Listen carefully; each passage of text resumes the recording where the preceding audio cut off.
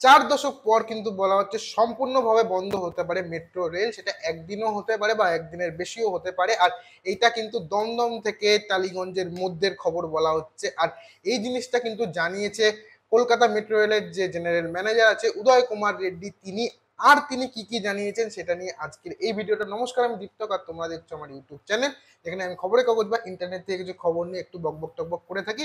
আর চেষ্টা করি এই ভিডিওটার মাধ্যমে সামান্য কিছু যদি ইনফরমেশন তোমাদের দিতে পারি। তেমনি আজকের যে বিষয়টা, সেই বিষয়টা হচ্ছে গিয়ে 4 দশক পর বড় সড়ো মেরামতি, দমদম টালিগঞ্জ মেট্রো পরিষেবা বন্ধের আশঙ্কা। তো প্রথমে যেটা বললাম যে 4 দশক পর কিন্তু বড় সড়ো মেরামতি হতে চলেছে দমদম থেকে এই টালিগঞ্জ পর্যন্ত মেট্রোর যে লাইনটা আছে সেই লাইনটার মধ্যে। তাই জন্য আংশিক অথবা সম্পূর্ণভাবে কিন্তু এর মাঝে যে মেট্রো চলাচল সেটা বন্ধ হতে পারে বলা হচ্ছে। আর এই জিনিসটার জন্য কিন্তু RITES কে সমীক্ষার দায়িত্ব দেওয়া হয়েছে। তারা সবকিছু মানে হচ্ছে গিয়ে লাইনের কাঠামো থেকে শুরু করে অন্যান্য সবকিছু খুঁটিয়ে পরীক্ষা করে দেখবে এই সংস্থাটি, এবং এই নিয়ে খুব শীঘ্রই একটা রিপোর্ট দেবে। আর রেড্ডি কিন্তু আরো জানিয়েছেন যে স্টেশনের অবস্থা এবং যাত্রীদের পরিষেবা দেওয়ার বিষয়টি, লিফট থেকে শুরু করে এসকেলেটরের অবস্থা সমস্ত কিছু খুঁচিয়ে দেখা হবে এই জিনিসটার মধ্যে। এবং এরপর যে একটা প্রয়োজনীয় খরচের যে বাজেট তৈরি হবে সেই বাজেটটা রেল বোর্ডের কাছে পাঠিয়ে দেওয়া হবে এবং তারপরে ডিসাইড করা হবে যে কবে এই কাজটা হবে। তো এই যে দমদম থেকে টালিগঞ্জ অব্দি যে মেট্রোর লাইনটা, তার দূরত্ব বা দৈর্ঘ্য যেটাই বলো সেটা হচ্ছে গিয়ে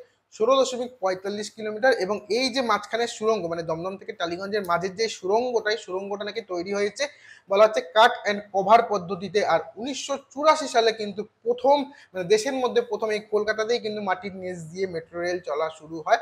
আর তারপর থেকে বলা হচ্ছে নিয়মিত কিন্তু মেরামতির কাজ হলেও বড় সড়ো যে একটা মেরামতির কাজ, সেই মেরামতির কাজ কিন্তু এখনো হয়নি।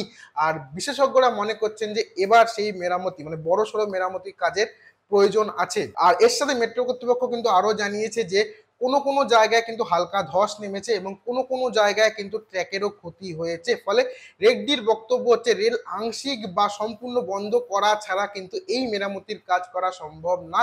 আর বর্তমানে যে পিক আওয়ার্সে আমরা জানি যে 6 মিনিট অন্তর অন্তর কিন্তু মেট্রো আসে, যখন এই কাজ হবে সেই সময়টা কিন্তু হয়তো আরো বেড়ে যাবে। আর শিয়ালদা সল্টলেকের যে মেট্রো আছে সেটা যদি ধর্মতলার সঙ্গে যখন যোগ হবে তখন কিন্তু আরো মানুষের চাপ বেড়ে যাবে। আর সেই সময় কিন্তু আরো বেশি মেট্রো নাকি চালাতে হবে। তো সেই জিনিসটা মাথায় রেখে কিন্তু এখনই এই যে বড়সড় মেরামতি যে জিনিসটা, সেই জিনিসটার কাজ কিন্তু করা প্রয়োজন বলে মনে করছে। এই যে খবরটা, এই খবরটা কিন্তু আমি 24 ঘন্টার ওয়েবসাইট থেকে দেখে বললাম, এবং এই খবরটা দেখে আমার মনে হলো যে আমাদের মতো নর্মাল মানুষের কাছে কিন্তু মেট্রোটা খুব গুরুত্বপূর্ণ একটা জিনিস। আর হঠাৎ করে যদি মেট্রো এরকম সম্পূর্ণ বা আংশিকও বন্ধ হলে কিন্তু আমাদের খুব চাপ হবে। তো এই জিনিসটা এখানে জানানো হয়েছে, কিন্তু এখনো প্রপারলি কবে থেকে হবে কি হবে না এটা নিয়ে কিন্তু সেইভাবে কোনো বক্তব্য রাখা হয়নি। একটা জাস্ট খবর দেওয়ার কথা সেটা দিয়েছে। তো আমিও তেমন ভাবে এই ভিডিওটা বানালাম।